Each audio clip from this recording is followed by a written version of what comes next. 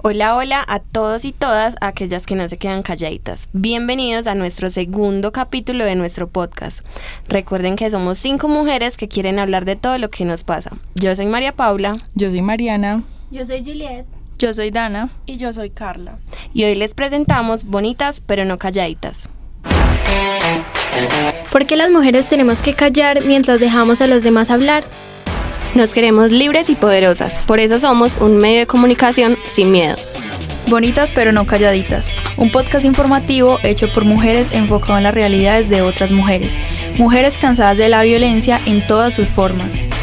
Hablemos un rato sobre sororidad, noticias, feminismos, micromachismos, banderas rojas, violencia, pioneras, mujeres tesas, lo que sea. Hablemos de lo que sea, pero nunca nos quedemos calladitas. Escuchémonos, aprendamos y analicemos con la voz en alto. Porque Bonitas pero no calladitas. Y como es de costumbre, la noticia del día de hoy, para empezar nuestro segundo capítulo del podcast, es sobre la reconocida escritora nigeriana Chimamanda Ngozi, ya que por primera vez en la Feria del Libro habla de su obra y su pensamiento con la periodista y directora del evento, Claudia Morales. Esta conversación, una de las más importantes de la Filbo 2023, giraría en torno a las raíces, la raza, el lenguaje, el feminismo, la historia y el duelo, algunos de los temas más importantes que abarca la escritora. Su obra incluye novelas como La Flor Púrpura, Medio Sol Amarillo y Americana, el libro de relatos Algo alrededor de tu cuello y ensayos como Todos deberíamos ser feministas. Los libros de Chimamanda Ngozi Adichie cuentan historias que han sido merecedoras de premios y distinciones, y ella misma ha recibido múltiples reconocimientos, entre ellos 16 doctorados honorarios de prestigiosas universidades alrededor del mundo. Es un honor tener en el país y en la Feria del Libro a una mujer que defiende con sus letras y su voz ideas universales e ideas de las que hablaremos el día de hoy. El capítulo de hoy será un espacio muy nutritivo en cuanto a aprendizaje, ya que hablaremos un poco sobre los tipos de feminismos y el feminismo afro como nuestro enfoque principal. Para eso traemos a 2 invitadas muy especiales y empezaremos con Gabriela Sofía Cáceres Rousseau. Ella es una joven de Medellín, destacada en los últimos años por su gran proyecto Micrófono Afro, con el que ha ganado múltiples reconocimientos e indicada para hablarnos un poco más sobre este tema. Entonces, Gabriela, bienvenida, nos tiene súper contentas que estés participando en el podcast y cuéntanos un poquito más sobre ti, lo que haces, tu recorrido. Listo, hola, muchas gracias a ustedes por la invitación. Bueno, como ya mencionaste, mi nombre es Gabriela, soy estudiante de la Universidad de Medellín de Comunicación y Relaciones Corporativas y tengo un proyecto que se llama Micrófono Afro hace ya más o menos 6 años, que nace pues como una iniciativa de ser una mujer negra en Medellín líder, y pues en él lo que hago es como hablar de aquellos temas que me transversalizan, como lo es el feminismo, el empoderamiento, el afrofeminismo. También tengo un laboratorio creativo que se llama Convexo Lab, y Convexo es un laboratorio creado por y para mujeres. Entonces, como que para empezar el tema del día de hoy queríamos preguntarte exactamente como qué es el feminismo afro y en qué se diferencia de los demás tipos de feminismos. Bueno, el afrofeminismo básicamente lo que busca es lograr que las personas entiendan que a las mujeres negras nos transversalizan 2 opresiones, y esa es la diferencia pues como central, conectándolo con esa pregunta a cuál es la diferencia con los otros tipos de feminismos. Y es que si bien el patriarcado nos tiene pues como oprimidas a todas, a las mujeres negras nos oprime el patriarcado y el racismo, y por ser mujeres racializadas pues obviamente tenemos como ciertas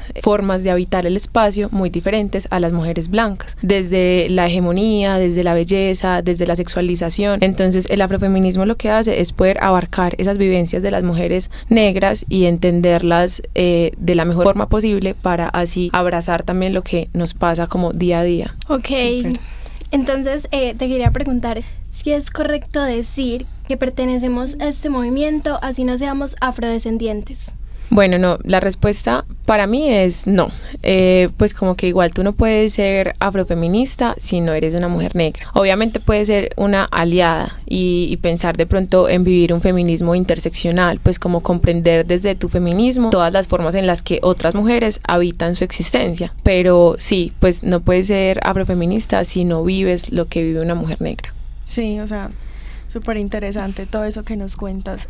Tengo una duda, y es como, ¿qué tan importante es incluir las demás luchas como la del racismo dentro del feminismo? Yo creo que es igual de importante como incluir todas las luchas. Pues yo siento que el feminismo tiene una tarea muy difícil y es poder incluir a todas las mujeres dentro de él, pues porque hay tantas mujeres como hay formas de vivir el feminismo. Pues es como cuando hablamos de la gordofobia, pues las mujeres gordas habitan el feminismo desde sus cuerpos, pues porque igual sus cuerpos han sido oprimidos a otros estereotipos de belleza y a otras condiciones. Siento que pasa lo mismo con las mujeres negras, pues es igual de importante pensar que todas las mujeres habitamos el feminismo de formas muy diferentes y como yo desde mi individualidad, sin ser una mujer negra o ser una mujer gorda o ser una mujer trans o ser una mujer lesbiana, puedo abrazar como esas formas de luchar de las otras mujeres. Súper bien. Con esto que decías de incluir las demás luchas como la del racismo dentro del feminismo, me surge la pregunta de que si existe el feminismo blanco, ya que conforme como a esto hemos averiguado y con esta definición como que podemos incluir como de eso que te estábamos hablando. Entonces nos gustaría que nos explicaras como un poquito más de eso. Bueno, realmente es una pregunta compleja porque igual yo también siento que en ocasiones una habla como desde sus luchas, por decirlo así. Pues es decir, puede que teóricamente no haya una existencia de un feminismo blanco, pero yo como afrofeminista pues no sabría cómo llamarle a un feminismo que no sea afrofeminista. Okay. Es decir, yo siento que sí existe un feminismo blanco, pero también sé que dentro de ese feminismo blanco hay muchas raíces y está el feminismo radical, el feminismo ecológico, el feminismo lésbico, o sea, como que tú puedes ser una feminista blanca, por decirlo así, pero dentro de ese feminismo siento que no sabría cómo nombrar como el otro feminismo. Igual, también pienso que ese feminismo blanco no debe ser necesariamente excluyente, pues como cuando hablamos de un feminismo blanco, no significa que todas las feministas blancas sean excluyentes ante las otras formas de vivir el feminismo. Total. Dentro de las definiciones también que vimos de feminismo blanco encontramos como que era pues las personas que hacían parte de ese movimiento que apoyaban a otras mujeres como simplemente por el hecho de ser mujeres, como, sin importar si estas eran racistas, sin importar si eran transfóbicas o homofóbicas, solamente como racistas, simplemente como por el hecho de ser mujeres. Yo creo que eso se explica muy bien con lo que tú nos cuentas de ese tipo de estatus. Referente a eso, te pregunto, perteneciendo o no al movimiento, ¿cómo podemos apoyar a los movimientos y luchas de las mujeres afro en todo el mundo? Pues yo creo que la forma más concisa también es considerándose una persona antirracista. O sea, si bien tú puedes ser una mujer feminista, pues también puedes ser una mujer antirracista. De hecho, justamente para el 8 de mayo, en el laboratorio creativo, pues en Convexo, nosotras pusimos como no encontramos otra forma de ser mujeres, sino siendo feministas y antirracistas. Porque una cosa es no ser racista, simplemente no excluir o discriminar o usar frases e ideologías que sean racistas, y otra cosa es ser antirracista y es ponerse en esa posición de decir, no, pues tú dijiste una frase racista, yo te corrijo aunque yo no sea negra o aunque yo no sea una persona afro. Entonces yo creo que la forma de apoyar también al afrofeminismo y ser una aliada siendo una mujer blanca podría ser justamente corrigiendo aquellas acciones, frases e ideologías que vemos en el entorno y que de hecho se replican a menudo y no dejándolas pasar por alto, sino como diciendo, no, yo también tomo la voz por esto que está pasando, pues porque así como tú lo dices, seguirá haciéndole daño a otras personas.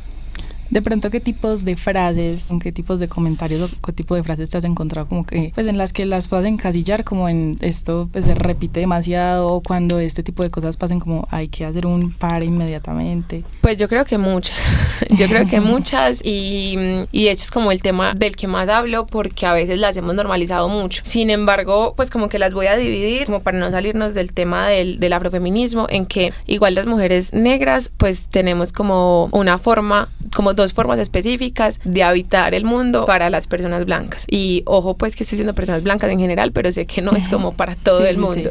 Sí. Exacto, blanco mestizas también. Y es que está pues o te rechazo o te exotizo, ¿cierto? Que es lo que hace parte del afrofeminismo, y es como que o tú eres dentro, por ejemplo, de la comunicación o la publicidad, eres blanquita, la del detergente, o si no, eres la negra exótica que todo el mundo quiere comerse porque está relacionado con lo sexual. Entonces yo creo que frases puntuales pueden haber muchas, pero quizás pensar como que ambos extremos están mal. Entonces si yo escucho una frase que minimiza la existencia de una mujer afro, corregirla, pero si siento que hay otra frase que por el contrario la pone como un ente diferente y exótico, también debo corregirla. Bueno, la palabra negra en muchos contextos se ha podido malinterpretar o ser usada de manera incorrecta. Vemos el caso de nuestra vicepresidenta Francia Márquez, que no es muy de su agrado que de la tilden de negra.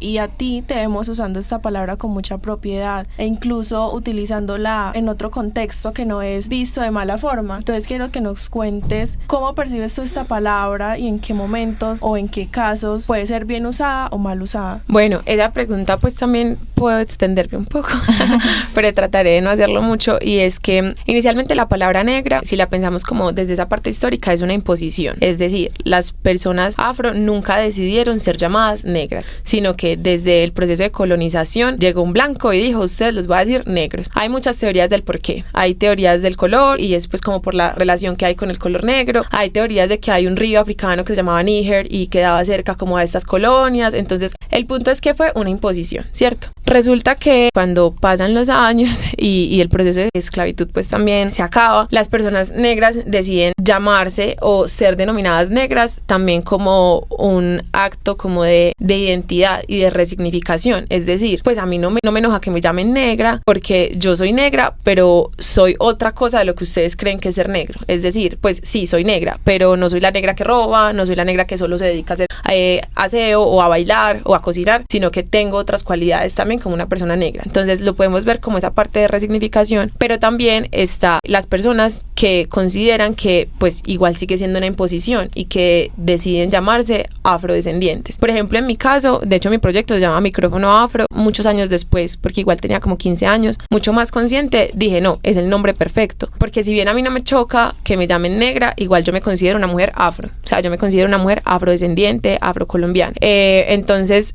pienso que justamente lo que preguntas es muy importante, porque también es un trabajo como de etnoeducación. Como siendo una persona blanco mestiza, pues tengo la potestad de preguntarle a otra persona cómo prefieres que te llame, pues, o que me mencione hacia tu comunidad, pues porque ha pasado, pues a mí me ha pasado que muchas personas como, ay no, es que en estos días en una fiesta había un hombre negro y es como, o le digo afro, pues, y eso me parece que es un acto bonito, es como a ti te choca que le diga a tu comunidad afro o negra. Entonces creo que también es muy subjetivo, o sea, así como es muy respetuoso que alguien diga, no quiero que me llamen negro, así como alguien diga, no, pues a mí no me choca. Bueno, y volviendo en sí como al movimiento afrofeminista como tal, yo creo que hay bastantes personas, digamos, que pueden negar la existencia de este movimiento encasillándolo solamente en que existe el feminismo como tal. Pero yo creo que hay un término que lo podría definir muy bien, hay un término que nos podría guiar muy bien hacia todo lo que estamos hablando pues en este capítulo, que es el misogynoir. ¿Sabes qué significa? ¿Sabes de qué se trata?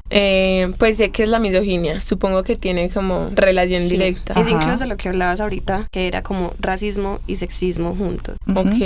Es el nombre como que se le da a la misoginia particular que sufren las mujeres negras, en las que se entrelazan directamente el racismo y el sexismo. Okay. Entonces yo creo que si tenemos en cuenta que ese tipo de cosas existen, pues que también es necesario que existan los movimientos que luchen contra esto, porque pues es una realidad.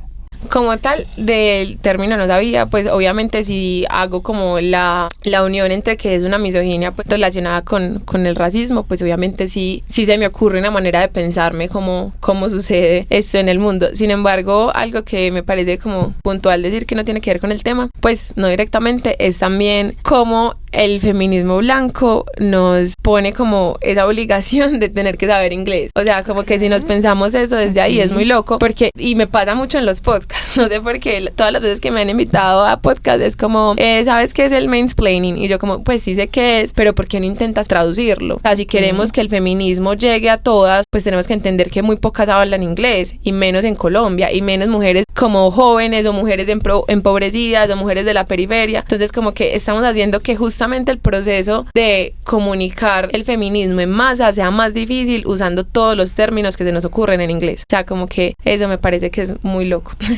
Bueno, para finalizar el podcast te quería preguntar el personaje Chimamanda Ngozi, ¿qué significa para ti o cómo lo percibes? Bueno, pues yo creo que Chimamanda es claramente como una muestra de poder para las mujeres negras. De hecho, el libro que más me gustó de Chimamanda es justamente Todas deberíamos ser feministas o Todos deberíamos ser feministas. Primero porque es un libro muy fácil de leer, es un libro muy digerible, es un libro corto, es un libro que te muestra como específicamente lo que debemos entender del feminismo y el por qué debemos ser feministas feministas. Y siento que Chimamanda no solamente escribe sobre afrofeminismo, de hecho creo que Chimamanda le escribe a las mujeres blancas para que entiendan cómo nosotras vivimos el afrofeminismo. Entonces siento que es una gran recomendación, incluso para empezar a hablar sobre feminismo en nuestras vidas. Bueno, y en la recomendación del día tenemos el libro Todas deberíamos ser feministas de Chimamanda Ngozi, la escritora de la que hablamos en la noticia.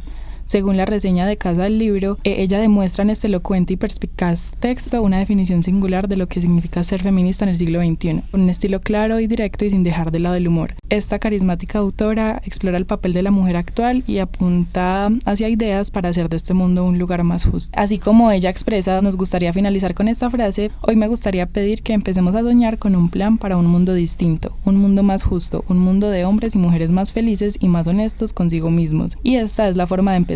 Tenemos que criar a nuestras hijas de otra forma y también a nuestros hijos. Y nuestra segunda invitada del día de hoy es Valentina Córdoba Palacios, más conocida como Coco Kilele. Ella es una artista afrofeminista que se especializa en la afropoesía. Lidera la calle del Quibdó en el departamento de Chocó, Quibdó. Es artista del colectivo Made in Chocó y es coordinadora de la organización de artistas étnico-infantil Semillas Negras y es estudiante de lingüística y literatura. Bienvenida, Coco Kilele. Estamos muy felices de que estés aquí presente y nos puedas brindar tu conocimiento.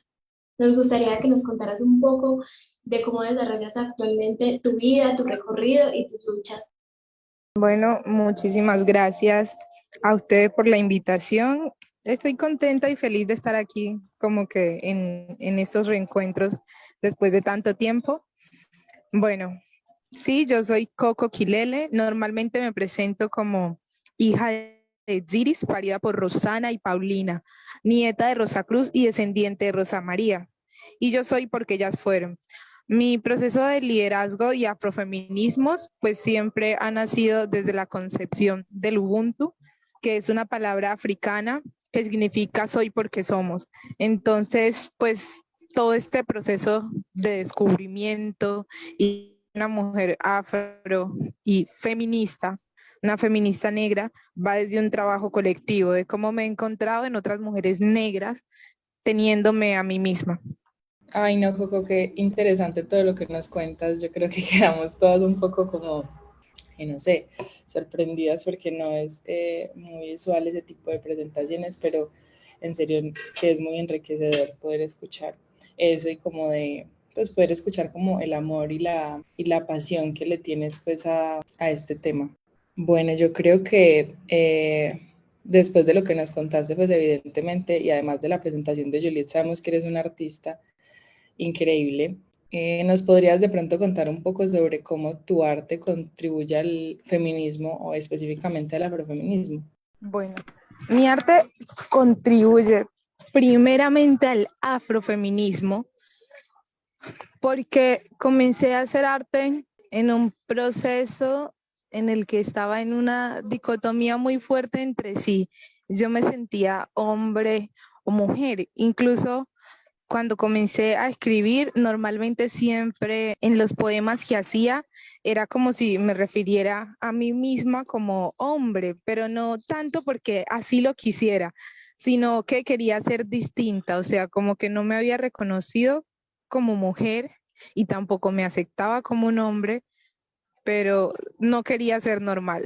Entonces, resulta que en todo ese proceso fui leyendo a otras mujeres y vi como lo que sucedía cuando una mujer se nombra a sí misma en su arte, el poder y todo lo que eso compone, ¿no? Entonces realmente comencé a nombrarme en mis obras y como mujer negra. Ok, Súper interesante. Sí, tiene que ver mucho como la poesía en todo esto, ya que puede que sea un método de plasmar lo que sienten en gran parte como este movimiento. Te quería preguntar algo y es, ¿cómo crees tú que impacta este arte, ya sea en las poesías, las pinturas, en el afrofeminismo? Bueno, pues para las personas negras y para las mujeres, principalmente las mujeres negras, todo el sistema blanco, racista, clasista, nos ha negado muchas posibilidades, o sea, una cantidad rural que ha vivido pues 30 años en Calle Quibdó, viene de otras zonas del Chocó como son Guayabal y Bagadó, y resulta que son muy pocos. Sin embargo, un padre negro, abuelo negro mío, que no fue responsable de mi mamá, pero ella lo conoció desde una distancia muy lejana, era artista y era cantador también y cantaba a través de poesía. Entonces, quizás como que siempre yo voy a hacer porque alguien más fue, aún así con todo lo que eso tenga detrás. Entonces, digo todo esto para referirme a que ese abuelo, no sé, ese abuelo tan distante que tuve y que era artista también, pues me ha dejado herencia, ¿no? Y resulta que cuando yo estaba muy pequeña, mi mamá siempre a la 1 de la tarde, muchacha, o sea, a la 1 de la tarde que en Quibdó está haciendo un sol increíble, me mandaba a dormir con mis hermanos según para que creciéramos. Y yo estoy segurísima que yo no crecí porque yo nunca me ponía a dormir, sino que me ponía a leer o a escribir, ¿verdad? Entonces comencé a escribir y escribía por el efecto que eso causaba en mí.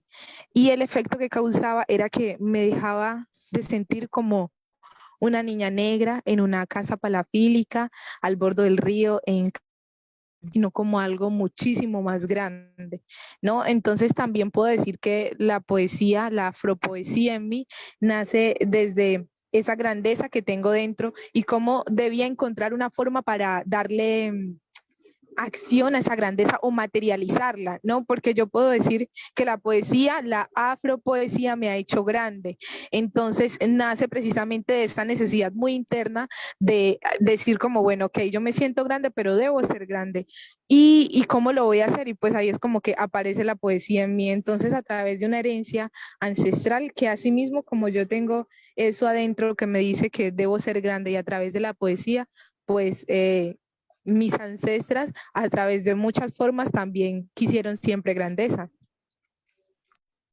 Eh, Me parece súper interesante el enfoque que le das, o sea, como desde tu familia, desde tus raíces, y la verdad sintiendo que es algo grande, eh, pues que es algo, que es un sentimiento grande y que para eso debes de lograr cosas grandes, me hago entender.